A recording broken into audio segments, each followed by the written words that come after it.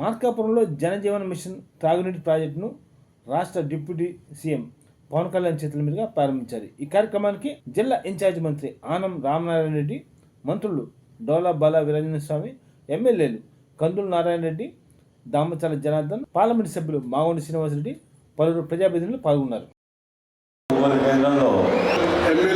అందరికీ అధికారులకు నా నమస్కారం. ఈరోజు ప్రకాశం జిల్లా కోసం 250 లెక్క ఆ రోజు ఈ ప్రజలందరికీ 4 తల్లికి వందనం ఇవ్వట్లేదు అని మాట్లాడుతా ఉన్నారు. గౌరవ ఉప ముఖ్యమంత్రి గారికి మరియు మిగిలిన గౌరవ అతిథులు ముఖ్యంగా మా జిల్లా ప్రజల తరఫున కృతజ్ఞతలు తెలియజేసుకుంటూ ముగించుకున్నాను. జై హింద్.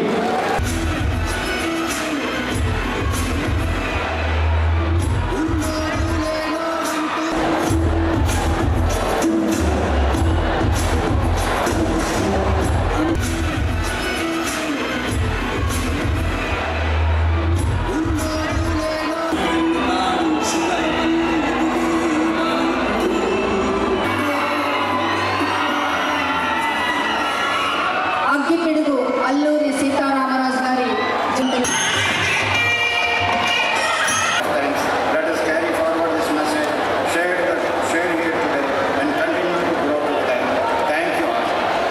ప్రకాశం జిల్లా అంటే గుర్తుకొచ్చేది ఆంధ్రకేసరి శ్రీ కొమ్మూరు ప్రకాశం. ధైర్యం లేని సమాజంలో ధైర్యాన్ని నూరిపోస్తుంది. సైమన్ కమిషన్కి రోజున ఎదురుండి నిలిచి కాల్చుకుండని చొక్కా తీసి ఛాతీని చూపించిన ధైర్యవంతుడు మొట్టమొదటి రాష్ట్ర తొలి ముఖ్యమంత్రి. వారికి అలాంటి నేల ఈ నేల గురించి అనుకున్నప్పుడల్లా అపారమైన ఖనిజ వనరులు, బ్లాక్ గ్రానైట్ ఇలాంటి చోట్ల చాలా సందర్భాల్లో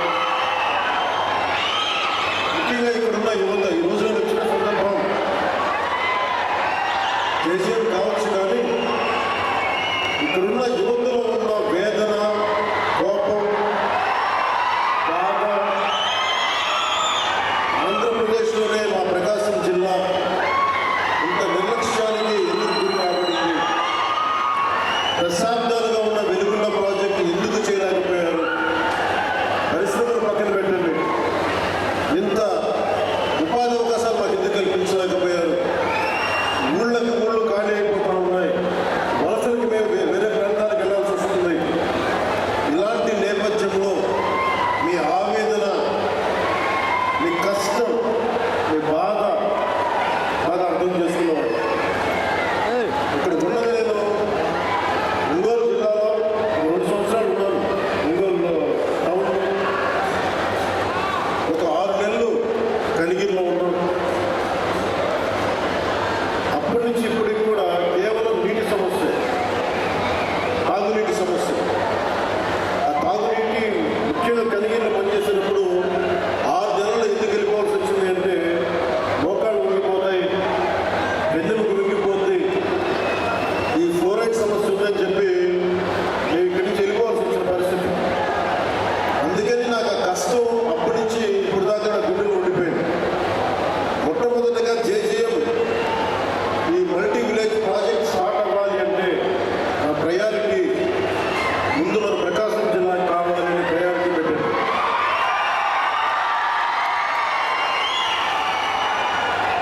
అలాగే మీకు గత ప్రభుత్వం మీకు ఏం చేస్తుంది, ఎలా ప్రవర్తించాలో మీ అందరికీ తెలుసు. మన జిల్లాకు సంబంధించి వెలిగొండ ప్రాజెక్టుకి ఒక 4,000 కోట్ల రూపాయలు కావాలి. దాంట్లో మేజర్ ఎవరైతే భూమి భూపరిహారానికి కావాలి వాళ్ళు అప్పులు తీసుకున్నారు. రాష్ట్రం మీద లక్షల కోట్ల అప్పులు తీసుకున్నారు. కానీ మనకు ఒక వెలుగున్న ప్రాజెక్ట్ తేలేకపోయాడు.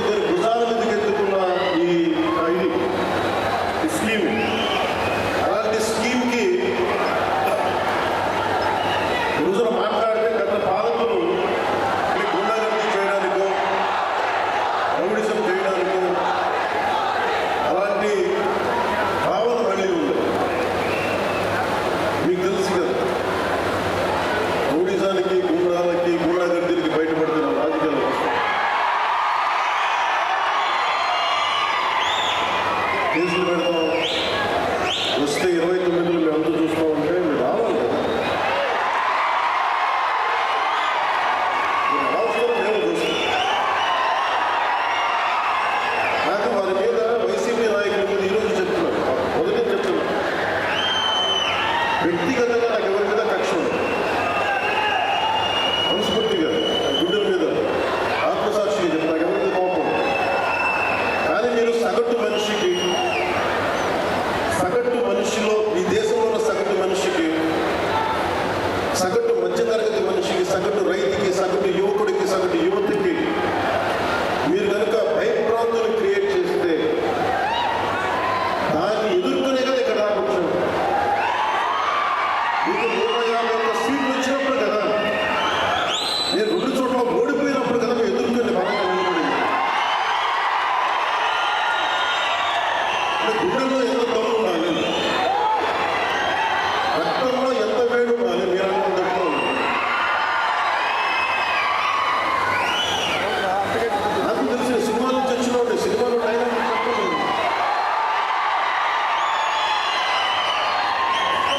పిల్లలు కోసేస్తాం, మెడకాయలు కోసేస్తాం అంటే మాజీ ముఖ్యమంత్రి స్వర్గీయ కొంజేటి రోసయ్య జన్మదిన వేడుకలు ఒంగోలు కాంగ్రెస్ పార్టీ కార్యాలయంలో జిల్లా అధ్యక్షుడు షేక్ సైదా ఆధ్వర్యంలో ఘనంగా నిర్వహించారు. ఈ కార్యక్రమంలో కాంగ్రెస్ పార్టీ నాయకులు గోరంట కోటేశ్వరరావు, వెంకట కృష్ణారెడ్డి, బొడ్డు సతీష్, ఇరిగినేని వెంకట నర్సయ్య తదితరులు పాల్గొన్నారు.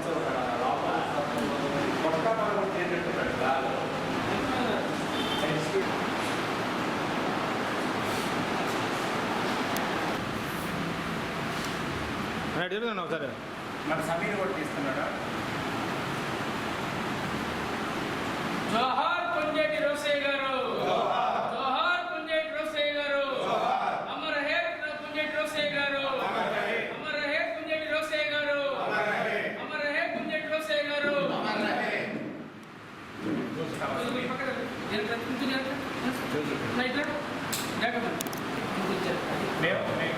మీరు కూడా కొడిసిరా సమీర్ లాక్ వెళ్ళి అందరం పెట్టేటప్పుడు అది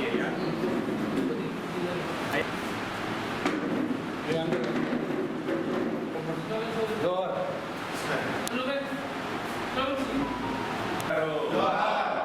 కొంజేటి రోసయ్య గారు, జోహార్ కొంజేటి రోసయ్య గారు, జోహార్ అల్లూరి సీతారామరాజు గారు, జోహార్ అల్లూరి సీతారామరాజు గారు, జోహార్ అల్లూరి సీతారామరాజు గారు. సమీర్ రెడ్డి కోటేశ్వరరావు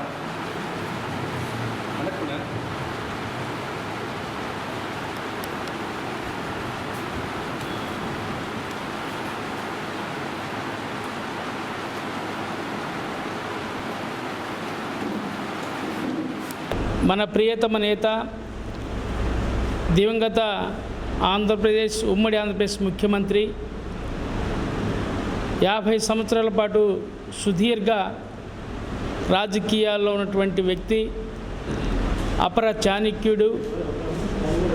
అలాగే తన వాగ్దాటితోటి ప్రతిపక్షాలను మరి వాళ్ళ వ్యాఖ్యలను తిప్పికొట్టినటువంటి వాక్చాతుర్యం గల ధీటైన నాయకుడు. 16 పర్యాయాలు ఉమ్మడి ఆంధ్రప్రదేశ్కి రాష్ట్ర అసెంబ్లీలో బడ్జెట్ ప్రవేశపెట్టిన ఆర్థిక శాఖ మంత్రి. ఎన్నో పదవుల్ని అధిరోహించినటువంటి మహనీయుడు. ముఖ్యమంత్రిగా, పిసిసి అధ్యక్షుడిగా, ఎమ్మెల్యేగా, ఎమ్మెల్సీగా, వివిధ శాఖల మంత్రులుగా, ముఖ్యమంత్రుల వద్ద మరి పనిచేసినటువంటి మహానాయకుడు. నెహ్రూ గారితో మొదలుకొని రాజీవ్ గాంధీ, రాహుల్ గాంధీ, సోనియా గాంధీ గారితో కూడా మరి పరిచయాలు కలిగినటువంటి వ్యక్తి. నిరాడంబరంగా ఉన్నటువంటి వ్యక్తి. 6 అణాల నిఖారసైనటువంటి తెలుగువాడైనటువంటి కొంజేటి రోసయ్య గారి 93వ జయంతిని ఈరోజు ప్రకాశం జిల్లా కాంగ్రెస్ పార్టీ ఆధ్వర్యంలో ఈరోజు ఘనంగా నిర్వహించుకోవడం జరిగింది. ఆయన చేసినటువంటి సేవల్ని ఈరోజు కాంగ్రెస్ పార్టీ స్మరించుకుంటా ఉందన్న విషయాన్ని ఈ సందర్భంగా మేము గుర్తు చేస్తూ ఉన్నాం. ఆయనకి గుర్తుగా ఆయన జన్మించినటువంటి బాపట్ల జిల్లాని కొంజేటి రోసియా జిల్లాగా ఏర్పాటు చేయాలని చెప్పి కూడా మేము కాంగ్రెస్ పార్టీ తరఫున డిమాండ్ చేస్తూ ఉన్నాం. ఏదైతే ఎన్టీఆర్ పుట్టినటువంటి జిల్లాని ఎన్టీఆర్ జిల్లాగా ప్రకటించారో, అలాగే కోనసీమ జిల్లాని అంబేద్కర్ జిల్లాగా ప్రకటించారో, అలాగే కడప జిల్లాని వైఎస్ఆర్ కడప జిల్లాగా ఏ విధంగా నామకరణం చేశారో, అదేవిధంగా ఇప్పుడు మన కొంజేటి రోసయ్య గారు జన్మించినటువంటి బాపట్ల జిల్లాని కొంజేటి రోసయ్య బాపట్ల జిల్లాగా నామకరణం చేయాలని చెప్పి కూడా మేము కాంగ్రెస్ పార్టీ తరఫున మేము డిమాండ్ చేస్తూ ఉన్నాం ఈ ప్రభుత్వాన్ని. ఎందుకంటే ఆయన చేసినటువంటి సేవలని దృష్టిలో పెట్టుకొని రాష్ట్రాభివృద్ధికి ఆయన ఏ విధంగా సేవలు అందించాడో అవన్నీ కూడా ఒకసారి ప్రభుత్వం ఆలోచించి ఆయన యొక్క పేరుతోటి జిల్లా ఏర్పాటు చేయాలని కోరుతా ఉన్నాం. అలాగే ఒంగోలు నగరం నడిబొట్టున్నటువంటి బాపూజీ కాంప్లెక్స్ దగ్గర ఉన్నటువంటి ఆయన విగ్రహం చుట్టూన్నటువంటి ఫౌంటైన్ని కూల్చడం అనేది సమంజసం కాదు. మున్సిపల్ అధికారులు ప్రభుత్వ ఖర్చులతోటి ఆ ఫౌంటైన్ని ఉన్నటువంటి బేస్ మట్టాన్ని నిర్మించాలని చెప్పి కూడా మేము కాంగ్రెస్ పార్టీ తరఫున డిమాండ్ చేస్తూ ఉన్నాం. ఎందుకంటే అతను ఒక మహానాయకుడు, ఆ విషయాన్ని గుర్తుంచుకోవాల్సిన అవసరం ఉంది. ఎందుకంటే కాంగ్రెస్ పార్టీలో ఆయన ముఖ్యమంత్రి చేశాడు కాబట్టి ఆయన యొక్క విగ్రహాన్ని తొలగిస్తాం లేకపోతే ఫౌంటైన్ తొలగిస్తామని సమంజసం కాదు. ఎందుకంటే పక్కపక్కనే అక్కడ మాగుండ్ర సుబ్బరామిరెడ్డి గారి విగ్రహం ఉంది, ఎన్టీ రామారావు గారి విగ్రహం ఉంది, మూడో విగ్రహంగా మరి కొంజేటి రోసయ్య గారి విగ్రహం ఉంది. ఎందుకంటే ఈరోజు ఎన్టీ రామారావు గారి విగ్రహం చుట్టూటువంటి దాన్ని కూడా తొలగించేసి ఫౌంటైన్ నిర్మాణానికి ప్రయత్నం చేస్తూ ఉంది ప్రభుత్వం. అలాగే ఈ విషయంలో కూడా కొంజేటి రోసయ్య గారి విగ్రహానికి కూడా ఆయన మాజీ ముఖ్యమంత్రి కాబట్టి, ఎన్టీ రామారావు మాజీ ముఖ్యమంత్రి, ఈయన మాజీ ముఖ్యమంత్రి కాబట్టి ఈయన ఆ విగ్రహం చుట్టూ ఉన్నటువంటి తొలగించిన దాన్ని తీసేసి మరలా కొత్తగా అక్కడ ఫౌంటైన్ నిర్మించడానికి పడగొట్టిన దాన్ని కూల్చేసిన దాన్ని మున్సిపల్ అధికారులు మంచి శ్రద్ధ తీసుకొని మళ్ళా ఫౌంటైన్ నిర్మించడానికి కృషి చేయాలని చెప్పి కూడా మేము కాంగ్రెస్ పార్టీ తరఫున డిమాండ్ చేస్తాం. లేని పక్షంలో మరి ఆర్యవై సంఘాలని ఇతర పెద్దలందరినీ ప్రజా సంఘాలని కలుపుకొని కాంగ్రెస్ పార్టీ పెద్ద ఎత్తున ఆందోళన చేస్తూ ఉందని కూడా మీ ద్వారా తెలియజేస్తూ ఉన్నాం. ఇంటర్నెట్ వాళ్ళకు నా నమస్కారం. గౌరవనీయులైన మన ప్రీతమ ex chief minister Konjeti Rosaiah గారు ఇవాళ జయంతి చాలా సంతోషంగా జరుపుకుంటున్నాం. ఆయన అసెంబ్లీ నుంచి పార్లమెంట్ వరకు ఆయన గాలం వినిపించాడు. Once appoint time Narsaraopet parliament మెంబర్గా కూడా ఆయన ఎలక్ట్ అయ్యి అక్కడ పార్లమెంట్లో కూడా ఆయన వినిపించాడు ఆయన గాలాన్ని. చాలా మేధాశక్తి కలవాడు. మన ఆర్థిక వ్యవస్థని ఒక లైన్లో పెట్టడానికి, ఘాట్లో పెట్టడానికి మంచి ఆర్థిక శాస్త్రవేత్తగా ఆయన విధేయుడు. అందువల్ల కొంజేటి రోసయ్య గారు ఎప్పటికీ జ్ఞాపకంగా స్మృతి చేసుకోవాలని మనసారా కోరుకుంటున్నాను. ఒంగోలు వైఎస్ఆర్ పార్టీ 15వ డివిజన్ అధ్యక్షుడిగా వేసం బాలకృష్ణ నియామకం సందర్భంగా స్థానిక రామ్నగర్లోని 15వ డివిజన్లో ఆత్మీయ సమావేశం నిర్వహించారు. ఈ కార్యక్రమానికి ముఖ్య అతిథిగా YSR party Ongole assembly incharge Chunduru Ravibabu హాజరయ్యారు. ఈ కార్యక్రమంలో కార్పొరేటర్ ఇమ్రాన్, నగర పార్టీ అధ్యక్షుడు కటారి శంకర్, బొట్ల సుబ్బారావు, అంజిరెడ్డి, రమణారెడ్డి తదితరులు పాల్గొన్నారు.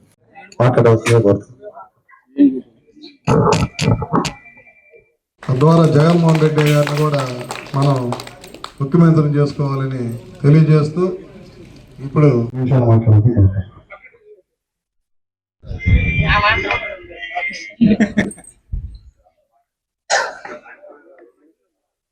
తర్వాత ఇక్కడ పరిస్థితి ఎలా ఉంది అనుకున్నప్పుడు ఈ నియోజకవర్గ బాధ్యతలు ఎవరికి ఇస్తారు, ఎలా ఉంటుందని మనం భావించిన తరుణంలో మన పెద్దలు వైవి సుబ్బారెడ్డి గారు, అలాగే బూచేపల్లి సుబ్రసాయి రెడ్డి గారు, ఒంగోలు పార్లమెంట్ సమన్వయకర్త చెవిరెడ్డి భాస్కర్ రెడ్డి గారు, వీళ్ళందరూ కూడా ఆలోచించి మంచి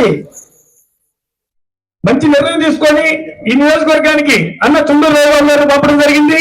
అలాగే ఒంగోలు నగర అధ్యక్షులు కటారి శంకరరావు గారు కానీ అన్న చుండూరు రావు గారు కానీ గత 7 నెలల నుంచి ఈ ఒంగోలు నగరంలో అన్ని డివిజన్లో డివిజన్ అధ్యక్షులుగా సమర్థులైన నాయకత్వాన్ని నిర్ణయిస్తూ గట్టిగా పార్టీ బలోపేతానికి కృషి చేస్తున్నారు. వీరిద్దరు కూడా గట్టిగా మనం చప్పట్లతోటి ధన్యవాదాలు తెలియజేద్దాం. కొంచెం గట్టిగా వెనకోళ్ళ వ్యవస్థ. మరి ఈ ప్రభుత్వం 1 సంవత్సరం పూర్తి చేసుకున్న తర్వాత నిన్న చంద్రబాబు నాయుడు గారు అంటారు మాది తొలి ప్రభుత్వం అంటున్నాడు. మేమంటూ ఉన్నాం ఇది తొలి ప్రభుత్వం కాదు, తప్పటడుగు ప్రభుత్వం అని అన్నాం.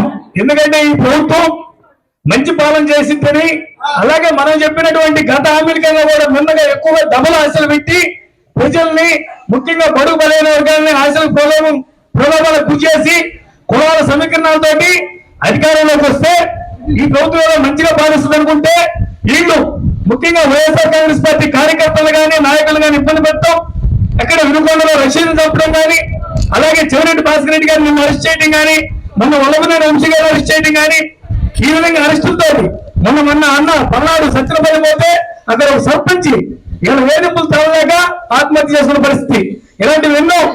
అలాగే కాకాని గోవర్ధన్ రెడ్డి గారు కానీ మన నాయకులందరూ అరెస్ట్ చేయటం, మన కార్యకర్తలు సోషల్ మీడియా యాక్టివిస్టులందరూ అరెస్ట్ చేయటం, వీళ్ళందరూ కూడా పలు కేసులతోటి ఇబ్బంది పెడతా వీడు చెప్పినటువంటి ఏ పథకం అమలు చేయాల, వీడు చెప్పినటువంటి సూపర్ 6 అనేది మోసం ఫిక్స్.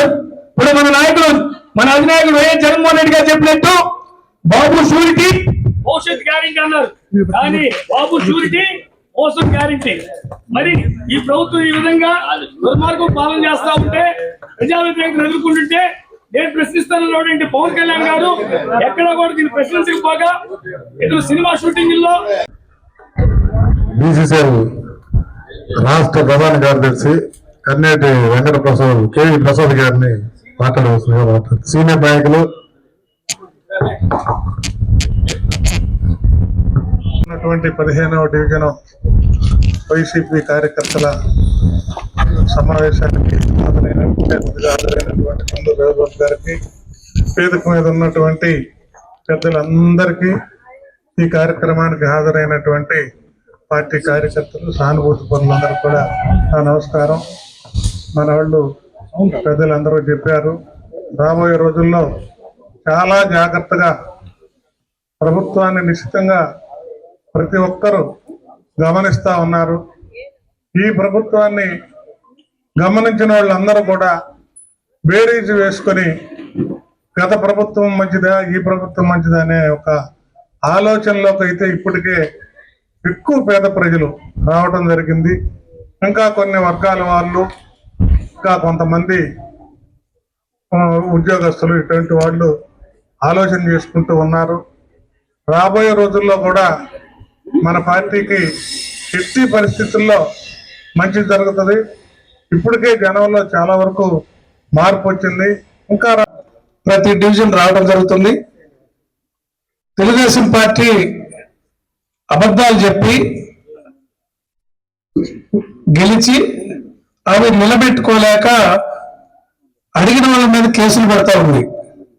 జగన్మోహన్ రెడ్డి గారు చుట్టూ ఉన్న నాయకులందరినీ మూసేస్తే ఈ పార్టీ లేకుండా పోయిద్దని ఒక ఆలోచన చేశాడు.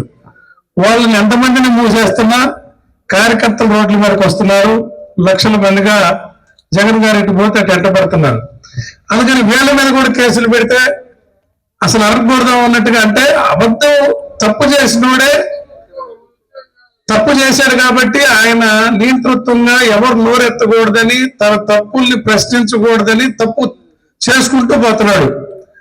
కానీ మేమందరం కూడా మీకు అండగా ఉండటానికి ఈ వార్డు స్థాయిలో, డివిజన్ స్థాయిలో, గ్రామ స్థాయిలో కూడా మన పార్టీ ఏ కార్యకర్తకి ఏ ఒక్కరికి అన్యాయం జరిగినా మేమున్నామని భరోసా చెప్పడానికి, మీ అందరికి అండదండకుంటానికే ఈ కార్యక్రమాలు పెట్టుకుంటూ వస్తా ఉన్నాం.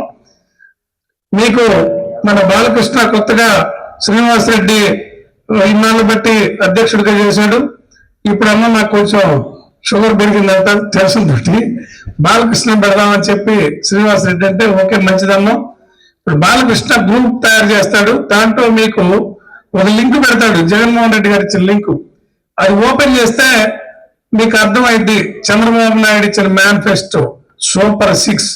అది కాకుండా 143 హామీలు. జగన్మోహన్ రెడ్డి గారు ఆ రోజు నవరత్నాలని 9 హామీలే చెప్పాడు. అవి కాకుండా మంగళ షాపులు పెట్టుకున్న వాళ్ళకి, నాయ బ్రాహ్మణులకు 10,000 ఇచ్చాడు.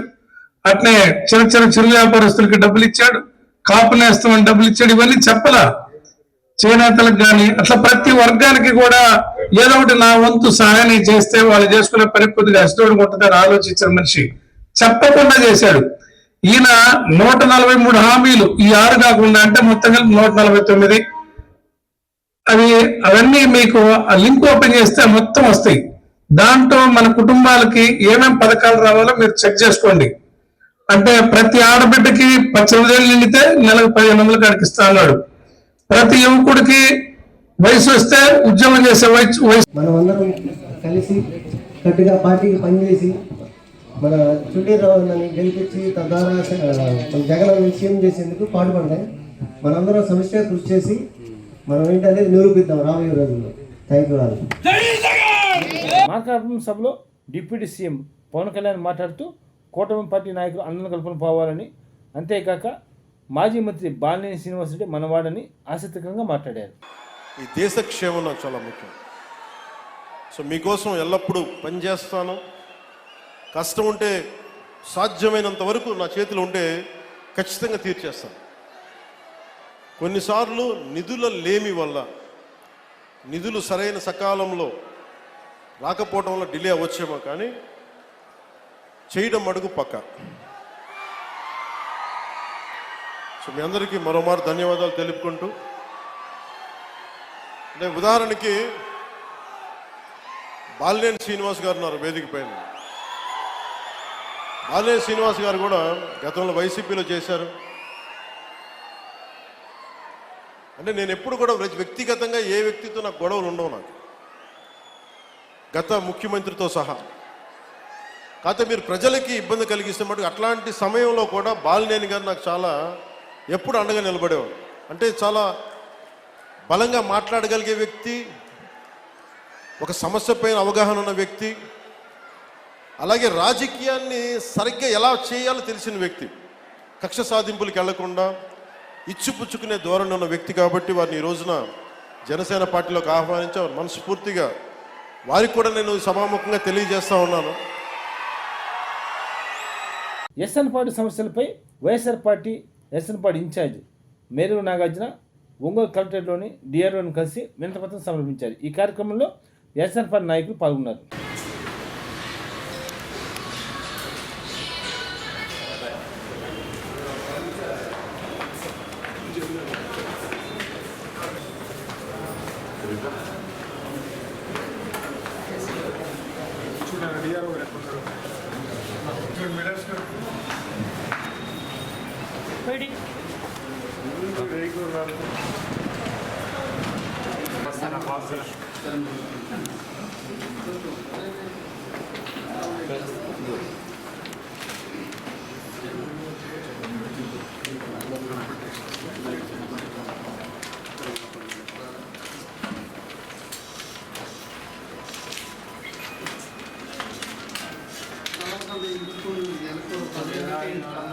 పోలవరం డ్యామ్కు సంబంధించి మంచినీరు దాదాపు పత్తిపాడు, నాగులకోపాడు మండలాల్లో మంచి వెళ్తాయి.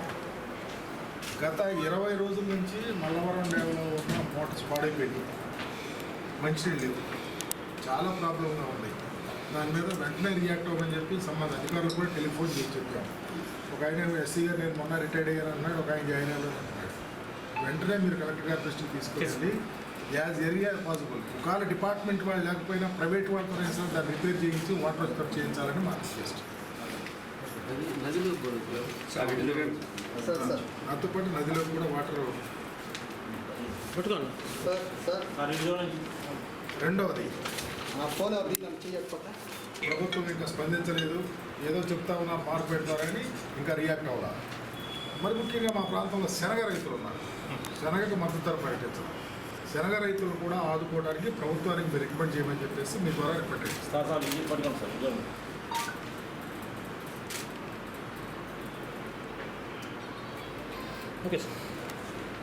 ఇది లింగంగుంట గ్రామం, ఎస్సీ కాలనీలో ఒక కమ్యూనిటీ హాల్ ఉండేది. ఆ కమ్యూనిటీ హాల్ ప్రక్కనే ఆ స్కూల్కి మనం నాడు నేడినప్పుడు ఒక కాంపౌండ్ వాళ్ళు కట్టారు. ఈ కమ్యూనిటీ హాల్ కూడా దాంట్లో ఉంది. కమ్యూనిటీ హాల్ పేదవాళ్ళ పిల్లలు సాయంత్రం పూట క్లాసులు చెప్పుకోవటానికి, సాయంత్రం పూట ఏదన్నా ఈ మీటింగ్లు పెట్టుకోవడానికి అవకాశం ఉంది. ఇది క్లోజ్ చేశారు, స్కూల్ ప్రెమిసెస్లో ఉందని. ఇది ఎప్పటి నుంచో ఉంది. ఆ తాళాలు తీసి ఆ స్కూల్ వాళ్ళు కూడా ఈ సాయంత్రం పూట ఈ యాక్టివిటీస్ చేసుకోవడానికి ఉపయోగపడే విధంగా చేయమని చెప్పేసి మీరు త్రూ డియూఓకి మంచి చేయమని చెప్పేసి.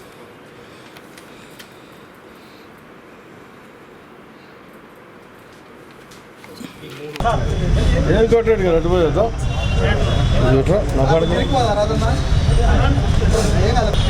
రామగారు మరి బిడ్రా అందరికీ నమస్కారం. ఈరోజు పర్టికులర్గా ప్రకాశం జిల్లా కలెక్టర్ గారిని సంతనూతలపాడు నియోజకవర్గానికి సంబంధించి కొన్ని విషయాల్లో కలవాలని టెలిఫోన్ చేయటం, వారు సెలవులో ఉండటం వలన జాయింట్ కలెక్టర్ గారు క్యాంప్కి వెళ్ళారని చెప్తే డిఆర్ఓ గారిని కలిసి మాకు సంబంధించినటువంటి కొన్ని రికమెండేషన్స్ వారికి ఇవ్వటం జరిగింది. ప్రప్రథమంగా సంతనూతలపాడు నియోజకవర్గంలో అత్యంత ప్రతిష్టాత్మకమైనటువంటి మల్లవరం డ్యాముకు సంబంధించి మంచినీటి సరఫరా చేయడానికి మద్దిపాడు నాగులుపులపాడు మండలానికి వాటర్ రిసోర్స్ ఉంది. గత 20 రోజుల నుంచి మోటార్లు చెడిపోయినాయని ఒకరి మీద ఒకరు చెప్పుకుంటూ అధికారులు పట్టించుకునే పరిస్థితిలో ఈరోజు ఈ 2 మండలాల్లో మంచినీరు లేక కట్టకట్లాడుతున్నటువంటి పరిస్థితి ఉంది. అధికారులకు ఫోన్ చేశాం, they are not respond properly. ఎవరికి చెప్పాలో తెలియని పరిస్థితిలో ఈరోజు కలెక్టర్ గారి దగ్గరికి వస్తే వారు సెలవు, జాయింట్ కలెక్టర్ గారు లేకపోవటం, వారు క్యాంపు మీద వెళ్ళటం, ఇప్పుడు డిఆర్ఓ గారికి రిప్రజెంట్ ఇచ్చాం. ఏది ఏమైనా తక్షణమే మీరు అధికారులను అప్రమత్తం చేయండి, ఆ రిపేర్స్ కానీ దానికి సంబంధించిన ఏ చర్యలను తీసుకోండి, ప్రజలకు మంచినీటి అసౌకర్యం లేకుండా చేయమని చెప్పేసి మరి డిఆర్ఓ గారికి త్రూ కలెక్టర్ గారికి కూడా చెప్పాలని చెప్పేసి రిప్రజెంటేషన్ ఇవ్వడం జరిగింది.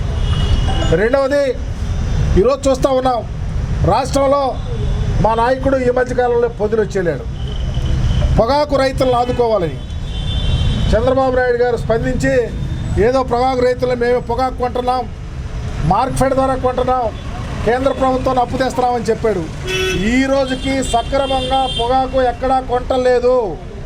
వర్జీనియా పొగాకుతో పాటు నల్లబర్లి పొగాకు సక్రమంగా కొనటలేదు. త్వరితగతిని కొనే విధంగా మరలా కలెక్టర్ గారు త్రూ ప్రాపర్ ఛానల్లో గవర్నమెంట్కి రిప్రజెంట్ చేయమని చెప్పేసి ఒక రిప్రజెంటేషన్ ఇవ్వడం జరిగింది. దాంతోపాటు మిర్చి రైతులలో లక్షణ అంటారే ఉన్నారు. రెండవది, ఈ ప్రాంతంలో అప్లాంట్స్లో పర్టికులర్గా మా ఏరియాలో శనగ పండించుకున్న రైతులు ఉన్నారు. శనగకు మద్దతు ధర రాష్ట్ర ప్రభుత్వం ప్రకటించలేదు. శనగకు మద్దతు ధర ప్రకటించి శనగ రైతులు కూడా ఆదుకోవాలని చెప్పేసి ఈరోజు రిప్రజెంటేషన్ ఇవ్వడం జరిగింది. ఇంకా అనేక విషయాల మీద మాట్లాడాలని రావడం జరిగింది.